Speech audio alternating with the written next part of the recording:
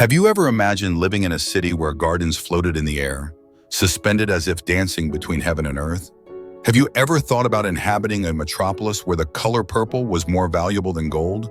Or walking atop walls so wide that 10 chariots could ride side by side? The cities mentioned in the Bible are not just forgotten names in an ancient text. They were true marvels of engineering and centers of power so astounding that even today they leave archaeologists speechless. If you think you know these cities, prepare to be amazed. We're about to reveal secrets that scholars took centuries to uncover. Subscribe to the channel so you don't miss a single discovery about these extraordinary places that help shape the course of history. The greatest cities of the Bible that even experts find shocking. Jericho, the oldest city in the world, and the stage of one of the most enigmatic episodes in history, the collapse of its mighty walls. Imagine living in a city that already existed when much of humanity was still dwelling in caves. That was Jericho, considered the oldest continuously inhabited city on Earth. Archaeologists are astounded as they uncover layer upon layer of civilizations dating back an astonishing 9,000 years before Christ. While many peoples were still leading a nomadic life, Jericho already boasted structured houses, organized streets, and even a sophisticated defense system. But what truly puzzles historians to this day is the famous collapse of its walls.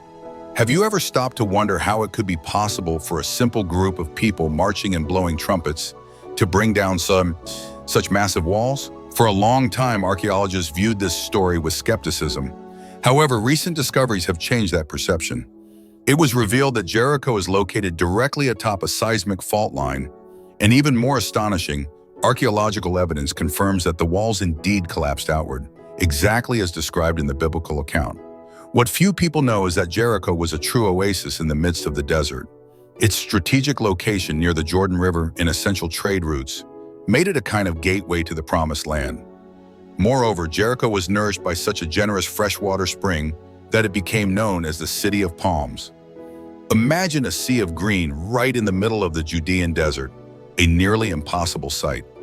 Continuing our journey, we arrive at Hebron, a city that holds beneath its soil some of the most sacred chapters of biblical history.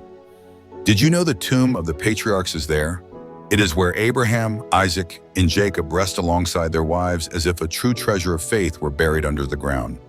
Archaeologists are left in awe by what they find in Hebron, especially when they encounter the massive Wall of Herod, a monumental construction made with perfectly carved stones, some weighing over 8 tons, fitted together so precisely that not even a blade can pass between them. The technique used was so advanced that even today, engineers wonder how such a structure could have been built without modern machinery. But perhaps the most surprising fact about Hebron is this: it was King David's first capital. Before conquering Jerusalem, David ruled Israel for 7.5 years from this very city. Imagine the streets once walked by Abraham and Sarah, later becoming home to the palace of Israel's greatest king. Archaeological excavations reveal that Hebron was, since ancient times, a prosperous agricultural and commercial hub, especially famous for its juicy grapes and other fruits that supplied the entire region. The city's importance is so significant that even today it is considered sacred by 3 major religions. And there's a profound reason for this. It was in Hebron that Abraham purchased the Cave of Machpelah, the first piece of land officially acquired in the Promised Land to bury his wife Sarah. That act was not just a gesture of mourning, but a powerful symbol of the beginning of the fulfillment of God's promise that his descendants would inherit that land. When we turn our eyes to Susa, we are transported into the splendor of the Persian Empire. This city, where the story of Queen Esther unfolds, was so opulent that its palaces featured marble and gold columns with floors that sparkled like mosaics made of precious stones. The ruins reveal that the royal palace of Susa was so vast, it exceeded the size of 10 modern football fields, a true architectural colossus reflecting the empire's grandeur. But what truly fascinates historians is the fact that Susa, one of the capitals of the most powerful empire of its time, became the stage for one of the most dramatic turnarounds in the Bible. It was there that Esther, a young Jewish orphan, became queen and with courage and wisdom saved her people from a genocide planned by the wicked Haman. Imagine that in an age when women had little to no voice, one young woman changed the destiny of an entire nation. Few know, however, that it was also from Susa that Nehemiah departed with the blessing of King Artaxerxes to rebuild the walls of Jerusalem. Archaeologists have discovered that the city had an advanced administrative system with royal archives containing thousands of clay tablets, recording everything from trade transactions to imperial decrees, just as described in the book of Esther when the sleepless king commanded that the royal records be read to him. Founded around 4000 BC, Susa is one of the oldest cities in the world. Its strategic location between Mesopotamia and the Iranian Plateau made it a vibrant cultural hub where peoples, languages, and traditions converged. It was in this multicultural environment that the exiled Jews managed to keep their identity and faith alive, even under foreign rule. If you are already impressed by the cities we've seen so far, get ready, because the next ones will raise the level of grandeur, mystery, and awe even higher. Let's begin with Tyre, the island fortress that guarded the most valuable secret of the ancient world. What if I told you that there once existed an almost invincible city built partially over the sea? That's right, Tyre, the powerful Phoenician metropolis that continues to puzzle scholars even today.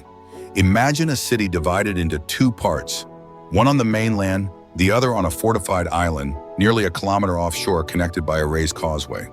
From there, merchant ships set sail across the Mediterranean, carrying wealth to the ends of the known world. But the true treasure of Tyre wasn't found in its ships. It was in a color, purple. It may seem ordinary today, but back then, the purple dye extracted from tiny mollusks was more precious than gold. It was a symbol of power and royalty. To produce just 30 grams, over 10,000 mollusks were needed. Now think about this. When Roman soldiers dressed Jesus in a purple robe to mock him, they were, perhaps unknowingly, clothing him as a king in the most expensive and exclusive color of the ancient world. Tyre also played a crucial role in the construction of Solomon's temple. It was King Hiram of Tyre who supplied the famous cedars of Lebanon and skilled craftsmen contributing to the building of one of the most magnificent structures ever seen. These highly valued cedars were transported by sea on massive rafts capable of carrying hundreds of logs, a remarkable feat of naval engineering for the time. Yet despite its strength and fortifications, Tyre did not escape its foretold destiny. Nebuchadnezzar besieged the city for 13 long years. But it was Alexander the Great who did the unthinkable. He used the rubble from the mainland part of the city to build a causeway to the island, nearly a kilometer of landfill over the sea. Thus, the prophecy that Tyre would be cast into the midst of the waters was fulfilled. Today, the island is no longer an island. It has become a peninsula, forever marked by one of the greatest military engineering feats of antiquity. And now we arrive at Nineveh, the colossal capital of Assyria that astonished even the heavens. According to the book of Jonah, it took 3 days to walk across the city. 3 days, that was Nineveh, the heart of one of the most feared and powerful empires in ancient history. But what is most astounding is not its size. It's what happened there.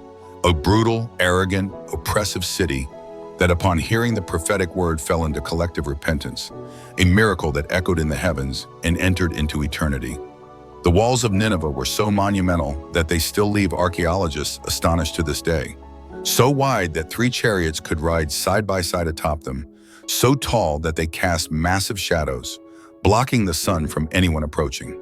In recent excavations, surprising discoveries confirmed what ancient accounts had long suggested. Nineveh was truly a colossal city. The palace of King Sennacherib was found with over 80 rooms, all adorned with intricately carved reliefs, depicting in remarkable detail the military conquests of the Assyrian Empire. But perhaps the most fascinating find was its library, one of the first organized libraries in human history, containing more than 22,000 clay tablets. These texts covered topics ranging from law and medicine to astronomical records.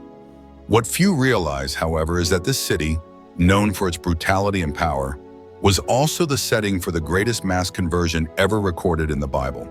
When the prophet Jonah finally preached in Nineveh, something unexpected happened. From the king on his throne to the humblest worker, everyone repented. They dressed in sackcloth and covered themselves with ashes, crying out for mercy. Imagine it, an entire metropolis bringing its activities to a halt, not because of war or famine, but in pursuit of forgiveness.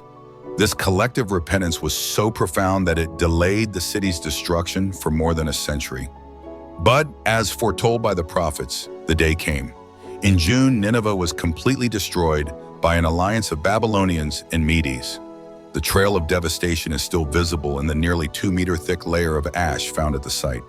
The city that had terrorized the Middle East for centuries was reduced to rubble, the fall of an empire, and the precise fulfillment of biblical prophecy. And finally, we arrive at Jerusalem, the city where heaven touched the earth. A city so sacred it is revered by 3 major world religions, so contested that over the centuries it has been conquered, destroyed, and rebuilt over 40 times. Every stone in Jerusalem carries stories of faith, conflict, and hope. It is the stage for eternal promises and battles whose echoes are still heard today. But what most fascinates archaeologists in Jerusalem is not just what lies above the ground, but what lies beneath. The so-called City of David hides millennia-old underground tunnels, including a sophisticated water system that allowed the city to withstand long sieges without running out of drinking water. A true masterpiece of hydraulic engineering built over 3,000 years ago. And if that already impresses, the Temple of Solomon takes grandeur to another level.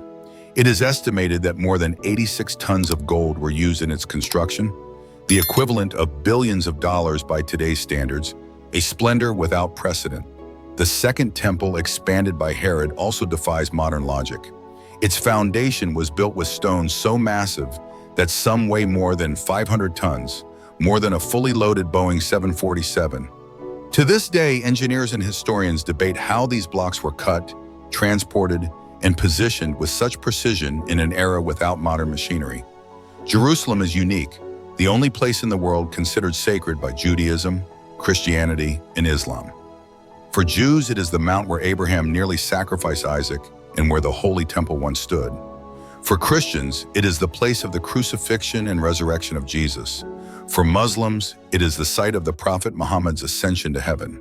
This spiritual convergence makes Jerusalem a true point of contact between heaven and earth, a place where the divine and the human intersect in history, and the archaeological evidence only strengthens what the sacred texts recount. Hezekiah's tunnel dug to secure water during the Assyrian siege, the Pool of Siloam, where Jesus healed a man born blind. These are real structures found beneath modern Jerusalem streets, connecting faith and history in astonishing ways. It was in this city that Jesus fulfilled ancient prophecies, was crucified, and rose on the 3rd day. Roman historians like Flavius Josephus recorded the events with remarkable accuracy, reinforcing the historical credibility of stories that would forever change the world. But pay close attention. The next cities we're about to explore are even more astonishing. They hold secrets and details that will leave you in awe at the precision and depth of the biblical narrative. Alexandria, the city of light, where knowledge and faith met. Imagine a city so meticulously designed that its streets formed a perfect chessboard, avenues so wide that dozens of chariots could ride side by side in harmony. That was Alexandria, the dream of Alexander the Great brought to life. It is said that Alexander himself outlined the city's plan with his own hands, using flour to mark the lines on the ground.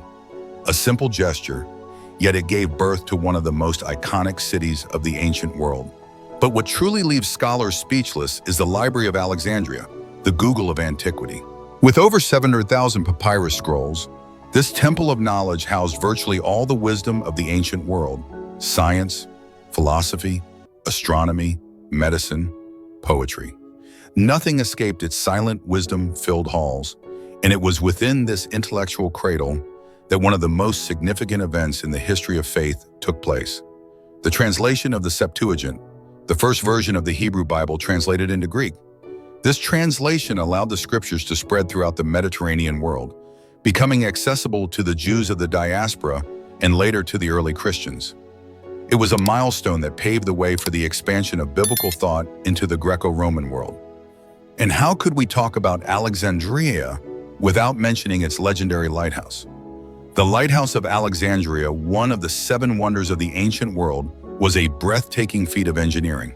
Standing 140 meters tall, the equivalent of a 40-story building, it projected light using polished mirrors that could be seen from over 50 kilometers away, guiding ships with a technology that defied the logic of its time. It was more than a nautical guide. It was a symbol of the power, innovation, and enlightenment that Alexandria represented. In the New Testament, Alexandria appears indirectly as the hometown of Apollos, an eloquent preacher who played a significant role in the spread of the gospel. But what few know is that Alexandria was home to the largest Jewish community outside of Palestine. This cultural bridge was essential for the emerging Christianity, which needed to transition from the Hebrew world to the Greco-Roman universe. Alexandria wasn't just a city, it was a beacon, both literally and symbolically, for humanity, a place where intellect and faith walked side by side, influencing generations and shaping Western thought. Babylon, the city that dared to challenge the heavens with technology far ahead of its time. The grandeur of this metropolis still amazes modern archaeologists and engineers today. Can you imagine a city with walls that reach 90 meters high, equivalent to a 30-story building, and were so wide that chariot races were held atop them? That was Babylon, and among its marvels stood the dazzling Ishtar Gate, now reconstructed in museums around the world, covered in brilliant blue glazed tiles that shone like sapphires under the Mesopotamian sun. The Bible first mentions Babylon in the story of the Tower of Babel, where humanity attempted to reach the heavens, and there God confused their languages. But it was under the reign of Nebuchadnezzar II that Babylon reached its peak, becoming one of the most impressive cities of antiquity. He was the one who conquered Jerusalem in May, leading thousands of Jews into exile, one of the most painful and transformative moments in biblical history. And then come the Hanging Gardens of Babylon, considered one of the 7 wonders of the ancient world. According to tradition, they were built by Nebuchadnezzar as a gift to his wife, who missed the lush green mountains of her homeland. Picture this, an artificial hill covered in lush vegetation with elevated terraces and hydraulic systems so advanced they defied the engineering logic of the time. During the Babylonian exile, the Jews faced the enormous challenge of keeping their faith alive while far from their land. It was during this period that the synagogue system emerged and many sacred texts were compiled and preserved. Faith, once centered around the temple, became rooted in the scriptures, a profound transformation that would later pave the way for the rise of Christianity. But perhaps the most astonishing part is how Babylon's fall to the Persians in May happened exactly as prophesied. Cyrus the Great diverted the course of the Euphrates River and entered the city through unguarded gates, fulfilling with chilling precision the words written by the prophets Isaiah and Jeremiah centuries earlier. If this message touched your heart, leave a like now as an act of faith, and may God pour blessings over your life. You've just uncovered a glimpse of what makes these cities so extraordinary. Thank you for watching until the end, and get ready, because there is still so much more history to be revealed. See you soon.